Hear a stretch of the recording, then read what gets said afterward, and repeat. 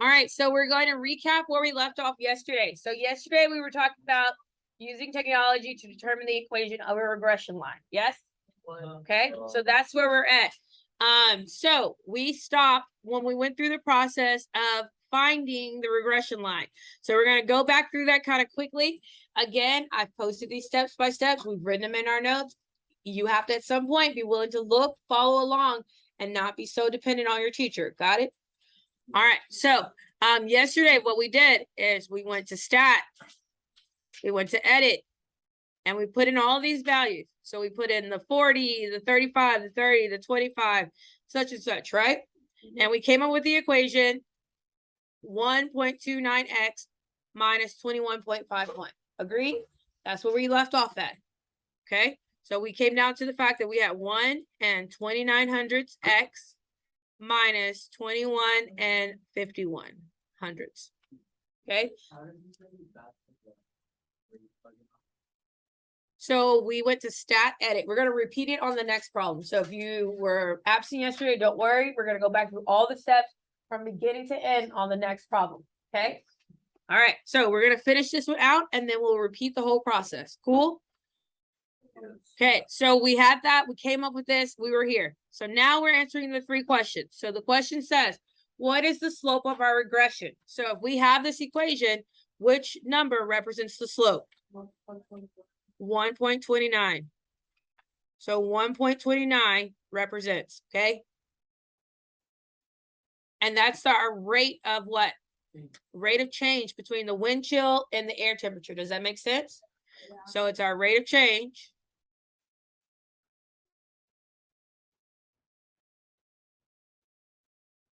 between the temperatures. Okay. All right. And it says, what is the dependent variable axis-intercept?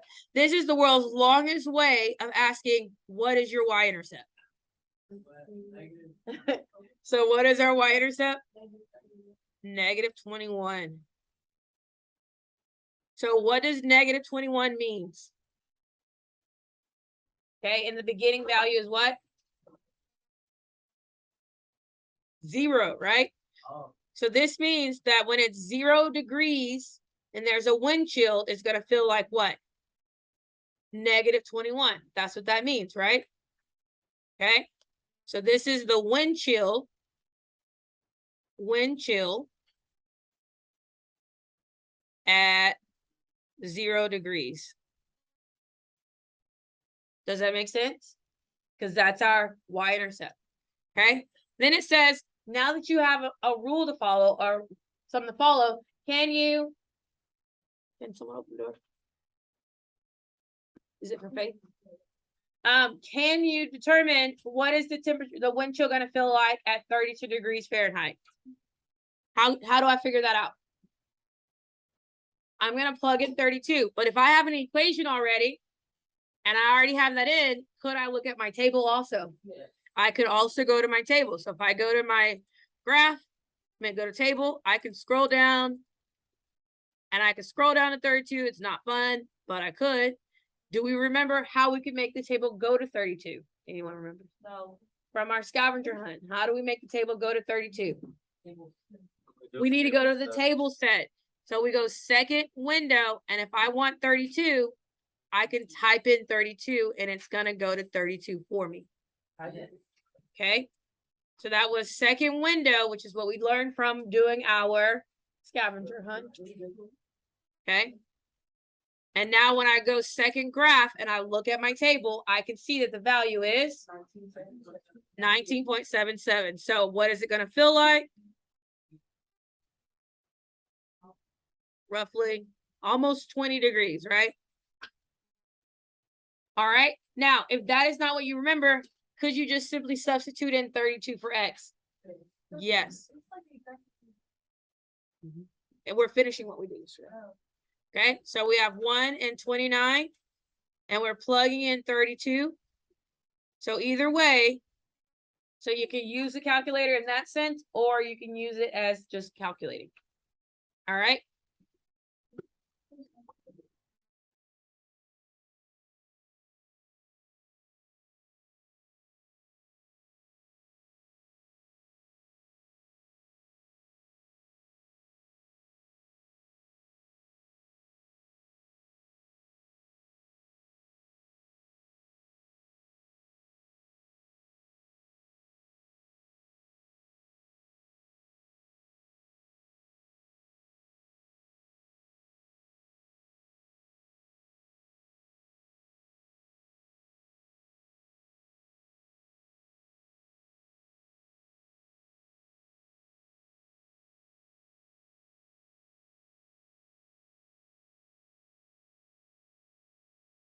Okay, so you let that sink in, and now we're gonna do it completely from beginning on our second example together. Ready? Okay. Yeah? Yes, ma'am. All right, so everyone, if you're wondering where we are, please make sure you're alert, have your notes out, and following along. Which page? Huh? Which page? These are gonna be page 8, but it's the handout you got yesterday. I know, I didn't get that. So if you did not get the handout yesterday, please go to the file cabinet and make sure you get out of folder 23.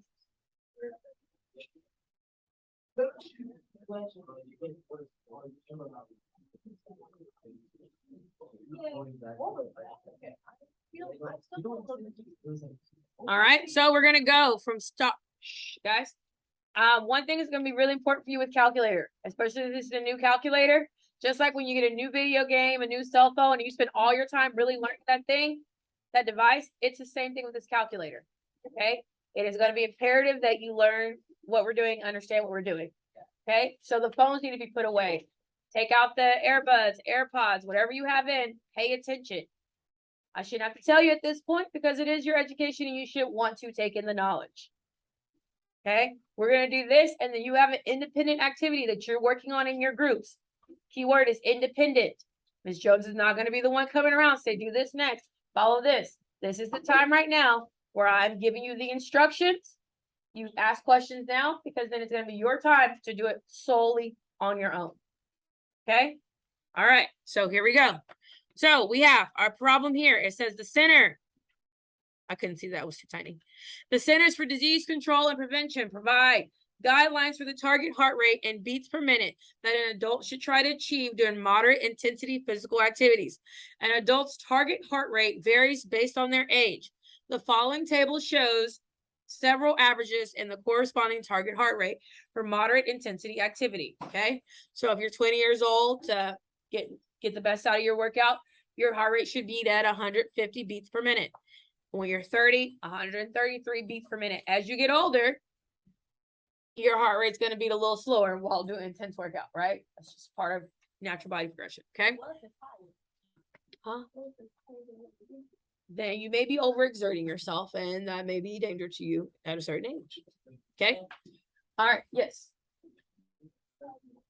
Just turn it down. You're right there.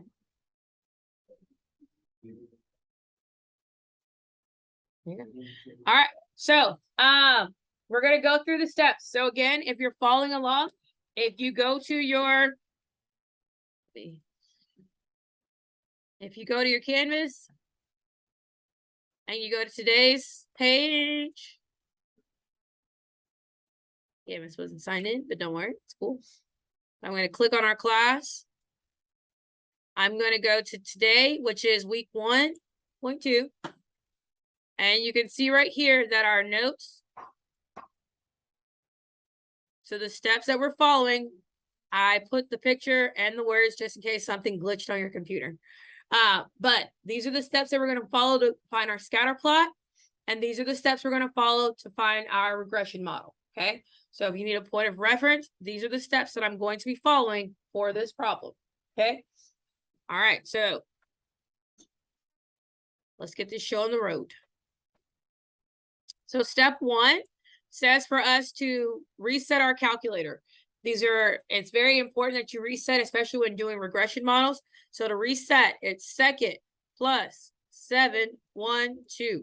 Second plus 712 resets my calculator. Okay. Second plus 712. Second plus 712.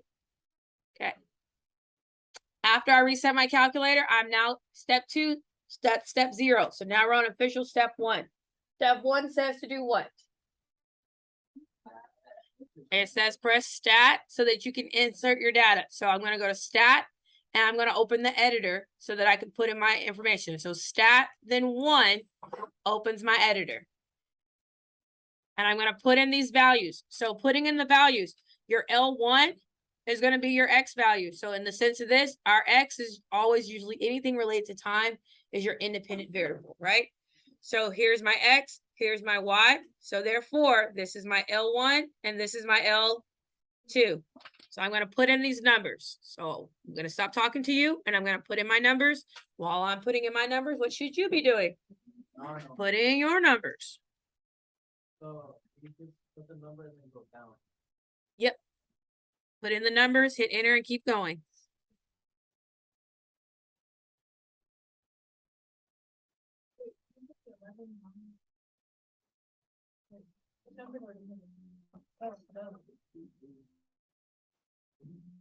I was gonna let you go on that journey for a little bit.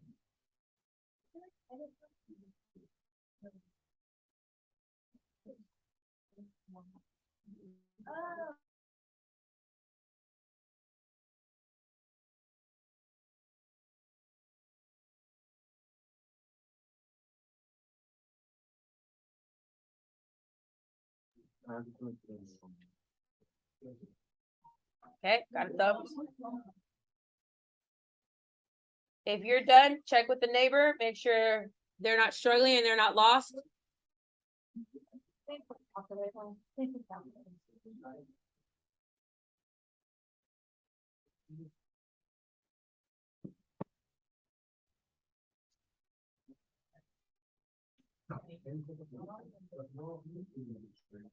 Oh, wait. Hey. All right.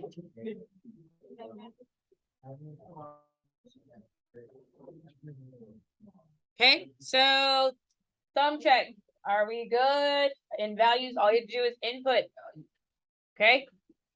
All right, so that step one is inputting the information. Okay. Make sure that the rows have the same number of numbers in them. So you don't, one row can't be longer than the other.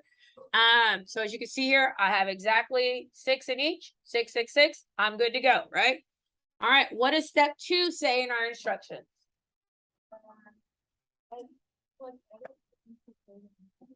Okay, done. Step 3.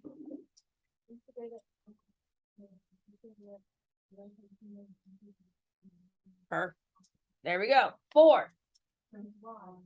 All right, so now we're going to go to y equals. So do you see where it says y equals right here? We're going to press y equals. Again, we're pressing the y equals button. We're pressing y equals. Okay. Once we're in y equals, the next step says to arrow up to plot 1. Do you see where all I did? I came in at y equals and I arrowed up to plot 1. Okay, you're going to press enter. And when you arrow down, plot 1 should be bolded. Your plot 1 should be bolded. Okay, if it's not, then go up again and press enter and it should be bold. Okay, yes? Yes. All right, now we're going to go to graph. Oh no, I see nothing. Okay, you're going to click zoom. You're going to click zoom and we're going to look for zoom stat. It's usually 9, but just in case, I'm going to scroll down. Do you see where it says zoom stat? Yes. You're going to press 9 and it's going to reopen. And do you see your points? Do you see your scatter plot? So again, we went, we turned on the plot. Good job. Make sure everyone at your table has it. Yes, yes, yes.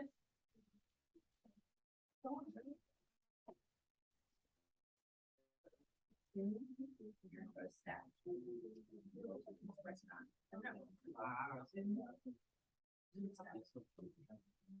you go. Okay. Zoom stat and stat are not the same thing. All right. Yes. All right. So now we can talk about what type of line do we have? What is the correlation here? It is a negative, and what type of function are we predicting? Linear. So we have a negative linear here.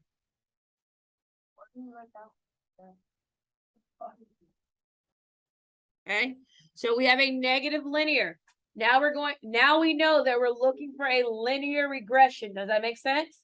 Yes. So we're going to be looking for a linear regression. So now we're going to the steps to find the regression. Got it? Okay. So we're going to the steps. So I'm going to go to my calculator page. To get back to your calculator page, you're going to press second mode. Second mode. Okay. from here, I'm gonna throw in a step. It's a little asterisk of a step. So that we don't get an excessive amount of numbers, we're gonna limit how many numbers our calculator tells us, okay? To limit the number of numbers of digits you get after the decimal, we're gonna press mode, and you see how it says float? We don't want it to be on float. We want to be on, we're gonna go to 2. We only want two decimals. So float too. So we're gonna go from float to 2, and you press enter once you're at 2, and now float is no longer bold, but 2 is bold. Okay? Wait, we put enter. Yes, you click enter after you get to 2. So it's going to go to the second one. Yes. And then what after second? How much do you go? You just go to mode. And you click 2. So we went to mode, and we switch float to 2. Okay? You don't have to do this. If you're strong and great at rounding, then don't worry about it. But if not, this helps you eliminate if you don't even feel like it, right? It will do the rounding for you. Does that make sense? All right. So now we're going to go back to our calculator page. How do I get back to the calculator page? Second mode. Okay. All right. Now we're going to start to find our regression model. To find our regression model, we press stat. And our step tells us to arrow to calc. Do you see? We press stat and we went to calc. We press stat and we went to calc. We press stat and we went to calc for the 4th time, just in case. Okay. And what type of line, what type of equation are we looking for? Linear. So do you see where it says lin reg? So we're going to press 4 because that's the one we want. Make sense? You're going to press 4 because that's the one we want. All right. So yours is going to look different than mine at this point. Okay. That's why on your steps, it says you're going to make sure mine is already embedded. It's okay. We're just going to roll with it. So yours is going to say you have your L1, L2. Yes. Okay. We're going to go down to where it says store reg EQ. Okay. So at store reg EQ, you're going to follow the next steps that are in your notes. You're going to press vars. Vars. VARS. You're going to arrow over because that's what it says. So you press vars, then the right arrow. So if you're wondering what steps is this woman talking about, here they are. So we press vars, right arrow, and now we're going to press 1, 1. It's on your canvas. That's why I guided you to open those notes, guys. It's the same one for both dates. Yes, you're good. And once you hit 1, 1, you should be back to where you were. And then the last step tells to do what? So we're going to scroll down to calculate and press enter on yours. I just have to press enter. I don't know why they added these extra steps in the new calculator. We're going to let it be. Wait, we got here. Oh, wait, we are. Okay. When you press enter, does it tell you your equation? If it does not, you did something wrong and you need to. There you go. So what it says, what is your regression line? Can we write our equation? So what is our equation?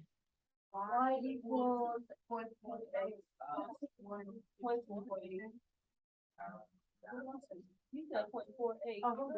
Negative 0.84. Okay.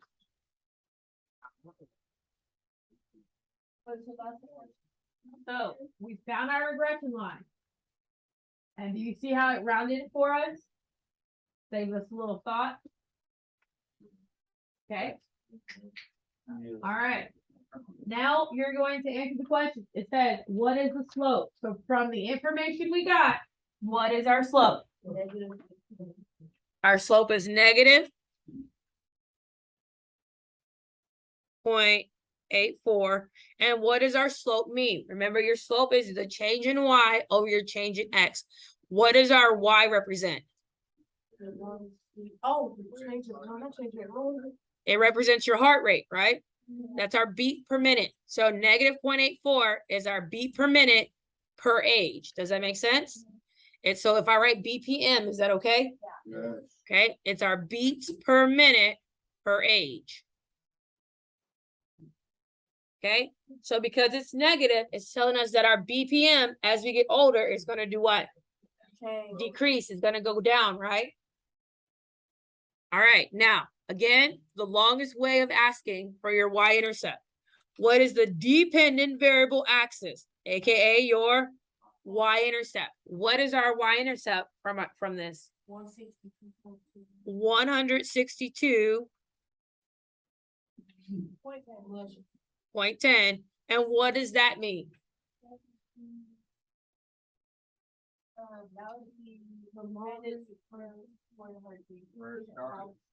It's your beats per minute when you're born, right? You're 0 years old. Does that make sense? So this is your BPM when you are 0 years old. Does that make sense? Because our y-intercept is always our initial, right? Our 0 amount, our beginning amount.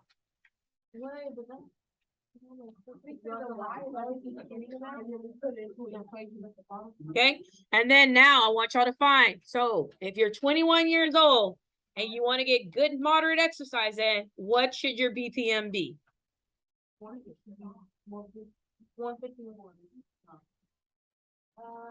Calculate it. Calculate. I'm gonna give you a moment to calculate. If you're 21 years old, what should your BPM be?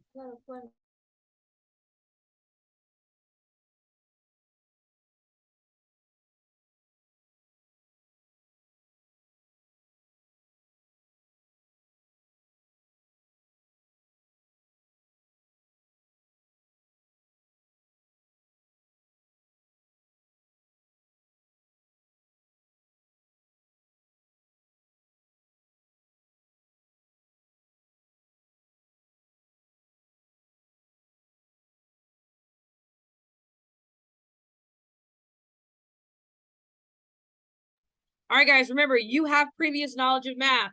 Don't throw it away. It builds on. If I give you the X value, because that's our age, what do you do with an X value? You plug it in. So we're plugging in wherever X is, we're plugging in 21.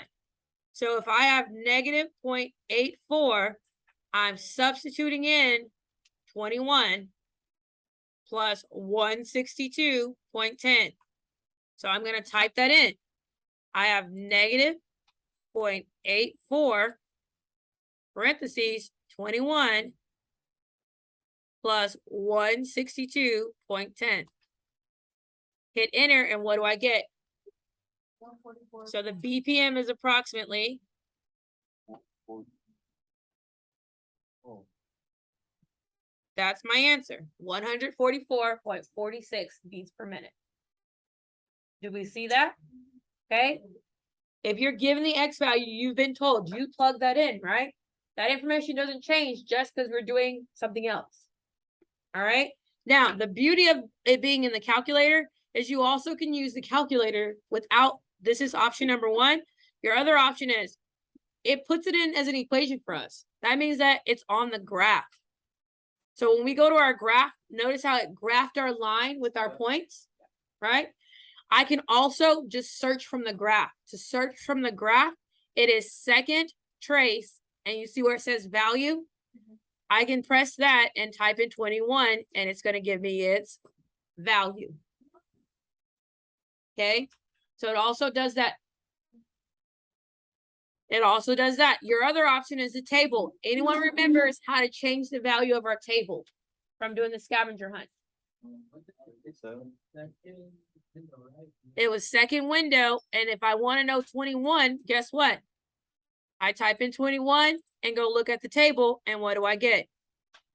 So you have 3 ways of getting to your answer. Does that make sense? You have the way of plugging in with substitution. You have the way of graph trace, and then you have it also by using your table. Okay, which way you choose is up to you. As long as you understand that you have 3 options. All right. All right. So at your groups, you should have picked up your student activity. We're gonna be working on this today and tomorrow, okay? So your student activity.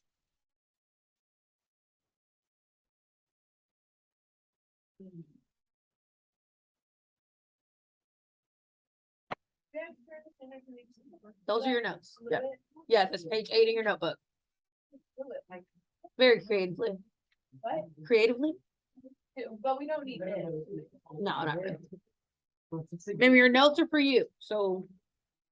All right, so here we go. On for your student activity, you're going to be working independently, but also with your peers. Does that make sense? This is what you're turning into me, okay? All right, so you're going to read through it at your groups. And you're going to solve the problems. There's some pictures to help you. There's some added steps. And then on the back, it keeps going. So there's steps that you're going to follow. You do not have to worry about the extension, okay? Do not worry about the extension. Got it? Your work from your homework. No, what if I didn't have to? No, you're fine. Didn't put on